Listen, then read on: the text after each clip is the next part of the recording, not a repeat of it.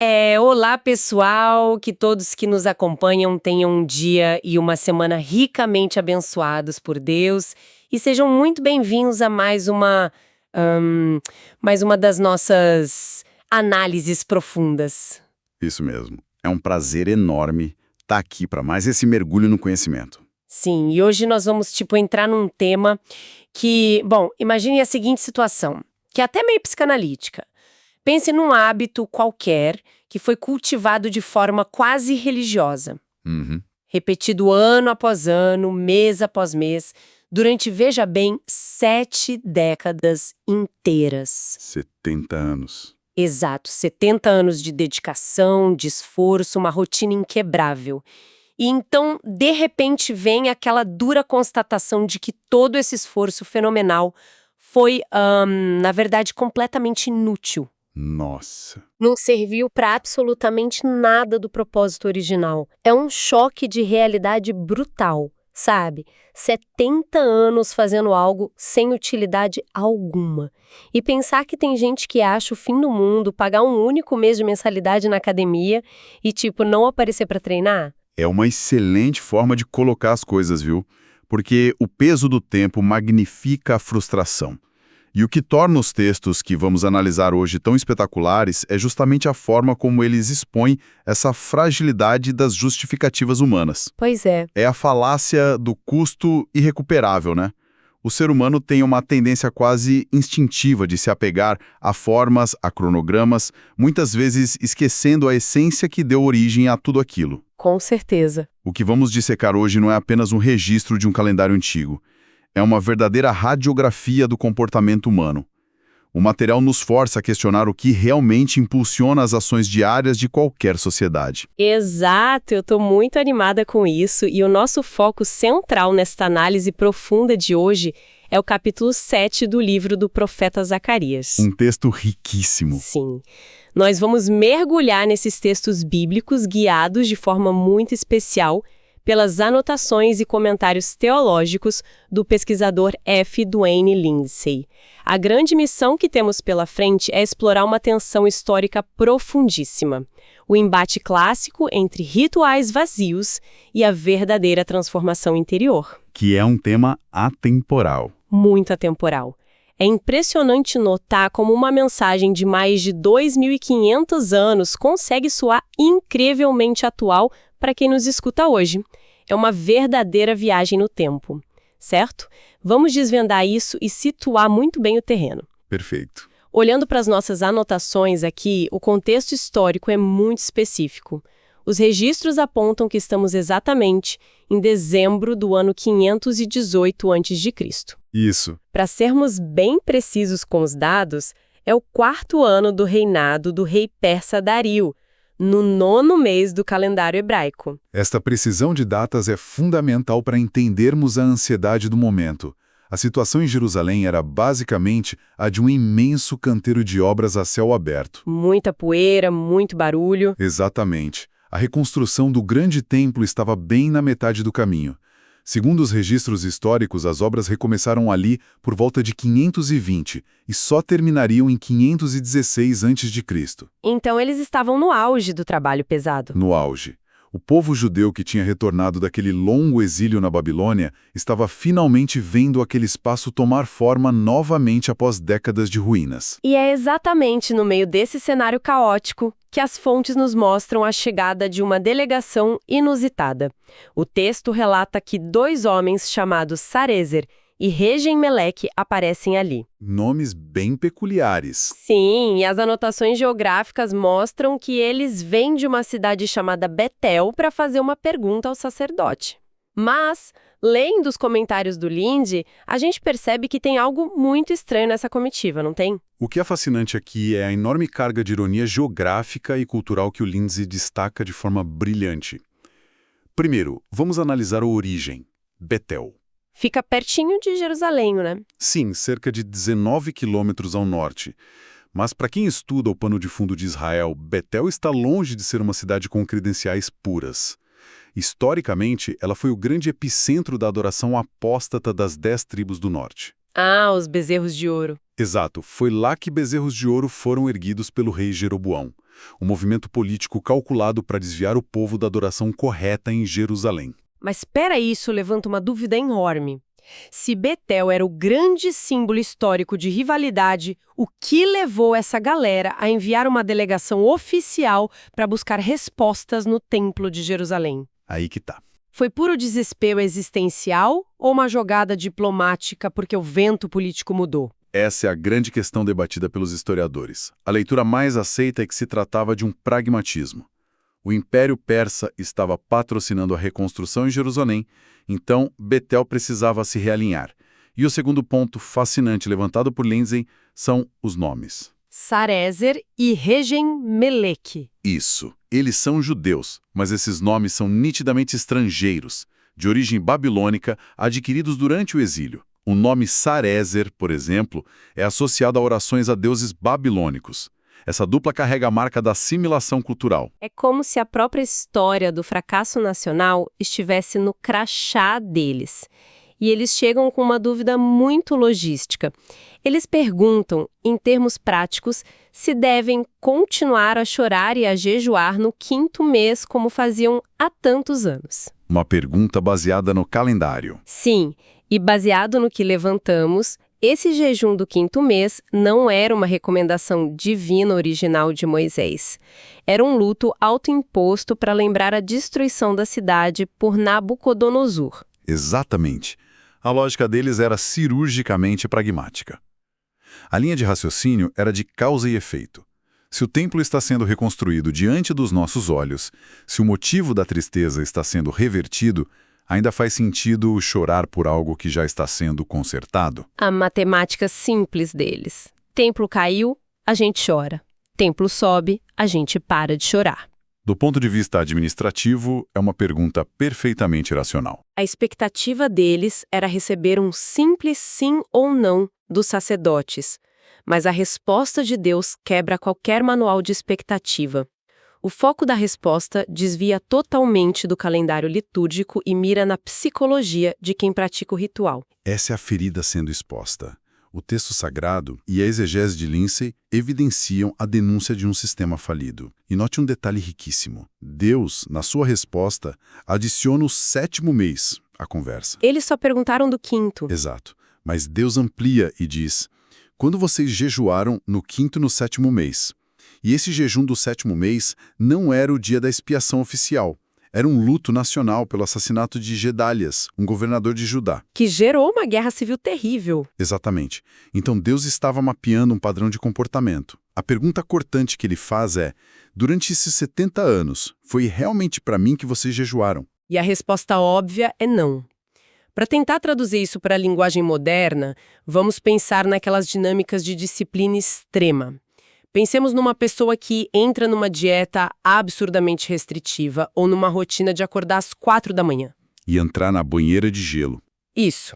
A princípio, o discurso é buscar saúde. Mas com o passar dos meses, o objetivo evapora. A pessoa passa a fazer aquilo só para postar os resultados, para alimentar o próprio ego. O propósito original de saúde mental desapareceu completamente. Vira um sofrimento focado no próprio umbigo. A analogia é excelente, porque traduz o conceito de esforço egoísta. A conclusão a que os estudiosos nos levam é um veredito direto contra o formalismo vazio. O profeta complementa perguntando: e quando vocês comem e bebem, não é para vocês mesmos? Só pensavam neles. Exato. Quando era dia de luto, eles jejuavam sentindo pena de si mesmos pela perda de status. E quando chegavam as festas de colheita, comiam exclusivamente para o próprio prazer. O sagrado estava totalmente fora da equação. Faltava completamente a realidade espiritual. Aqui é onde a coisa fica realmente interessante. Porque uma simples bronca sobre liturgia não faria desse texto algo memorável. Há uma virada de chave a partir do versículo 8. A mensagem muda do que Deus não quer para o que ele realmente deseja ver. Ele apresenta o verdadeiro antídoto. E não é um antídoto místico. É algo profundamente prático, social, sujo da poeira das ruas. A segunda grande mensagem se concentra exclusivamente na ética e na conduta. A verdadeira realidade interior só pode ser validada no trato prático com o próximo. O texto delineia 4 pilares fundamentais da verdadeira obediência. Quais são eles? Primeiro, administrar a verdadeira justiça, tribunais imparciais. Segundo, demonstrar ativamente bondade e misericórdia. Terceiro, uma proibição absoluta de oprimir os vulneráveis, a viúva, o órfão, o estrangeiro e o pobre. E o quarto pilar é não maquinar o mal contra o próximo. Deve ter deixado a delegação atordoada. Eles chegam perguntando se podem cancelar a restrição alimentar e a resposta é que o problema não é o calendário, mas a falta de caráter coletivo, a espiritualidade no horário comercial. Se conectarmos isso a um contexto maior, entenderemos o peso dessa exigência. No mundo antigo, a estrutura social era impiedosa. As viúvas, órfãos e imigrantes não possuíam rede de apoio ou defensores nos tribunais. Eram alvos fáceis. Para juízes corruptos? Exato. E os comentários de Lindsay reforçam muito isso. Esses grupos são repetidamente apontados na Bíblia como objetos de proteção divina. Deus assume o papel de advogado deles. A forma como uma nação lida com os mais frágeis é o exame de sangue que revela a saúde espiritual de qualquer arrependimento. Cumprir calendários de jejum enquanto se despejam uma viúva é o ápice da hipocrisia. A espiritualidade sai do templo e vai caminhar nas ruas esburacadas da economia. E a exploração do texto não para por aí. Há um alerta histórico sombrio nos versículos 11 a 14. Zacarias lembra como a geração anterior reagiu a essas demandas morais. É uma descrição quase coreográfica da rejeição ao que é correto. O texto detalha a desobediência através de respostas físicas de desdém. Lindsay traduz de forma brilhante a imagem hebraica original de dar um ombro rebelde. Como um animal que recusa a canga. Ou alguém que sacode os ombros com desprezo. Além disso, eles taparam os ouvidos deliberadamente para bloquear a voz da consciência. E a metáfora que coroa isso é de uma dureza ímpar. O texto afirma que eles tornaram seus corações como diamante, ou pedra de ceifa, a figura da pedra mais dura da natureza, um material que não cede e não amolece. Impressionante. Pode ser usado para destruir o que está ao redor, mas permanece imutável e frio. É a imagem de uma sociedade que blindou as emoções contra a empatia, tornando-se inquebrável no pior sentido possível. Essa calcificação moral tem implicações profundas. A análise teológica do Lindsay sobre este ponto é riquíssima. A geração pré-exílio recusou as palavras que o Senhor enviara pelo seu Espírito através dos profetas. Isso é forte. É crucial. No Antigo Testamento, poucas vezes o Espírito Santo é tão claramente associado à inspiração da voz profética. Isso coloca as mensagens sociais dos profetas em total pé de igualdade com a lei de Moisés. Ao oprimirem o pobre, eles estavam endurecendo o coração contra a revelação direta do Espírito Divino. Uma atitude de tamanha arrogância traria um retorno proporcional. E aqui entramos no desfecho trágico da história. Para deixar bem claro, vamos imaginar uma relação moderna. Uma pessoa ignora sistematicamente os pedidos de ajuda de um amigo. Deixa as mensagens no vácuo. Sei bem como é. Aí um dia, a situação se inverte. Essa pessoa arrogante sofre um acidente, entra em desespero e liga para um antigo amigo buscando socorro. A linha fica muda. É exatamente essa dinâmica de justiça poética severa que o texto descreve. A lei de Talião aplicada à oração. Essa ilustração resume perfeitamente o que Lindsay descreve. O versículo 13 documenta essa fúria divina com precisão matemática. Visto que eu clamei, e eles não me ouviram, eles também clamaram, e eu não os ouvi. Pesado. Quando a máquina de guerra da Babilônia cercou os muros de Jerusalém e a fome atingiu os palácios, o povo gritou aos céus, mas a resposta foi o silêncio. E a punição não foi passiva. Deus ativamente os espalhou como um turbilhão, uma tempestade que arranca as raízes. Foram varridos para nações desconhecidas. Ironicamente, os opressores tornaram-se os novos imigrantes vulneráveis, experimentando o desamparo que se recusaram a aliviar. O resultado foi que a terra desejável tornou-se uma absoluta desolação, um monumento ao custo da falta de empatia. Então, o que tudo isso significa no final das contas? Juntando esses recortes de história, a grande síntese dessa exploração é cristalina.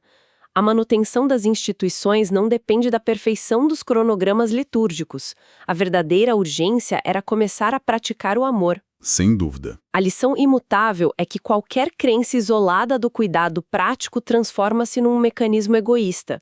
É chorar por pena do próprio destino. O sagrado exige corações que pulsam no ritmo das dores da sociedade. Isso levanta uma questão importante e um último ponto de provocação para quem nos escuta. Nós não lidamos com caravanas de Betel perguntando sobre jejuns, mas temos as nossas rotinas contemporâneas. Se avaliarmos como a sociedade moderna opera, especialmente no ambiente digital, os algoritmos funcionam como criadores de corações de diamante. É bem verdade. Eles nos mantêm em bolhas de conforto, afastando a visão da miséria crua e do desconforto de lidar com o diferente.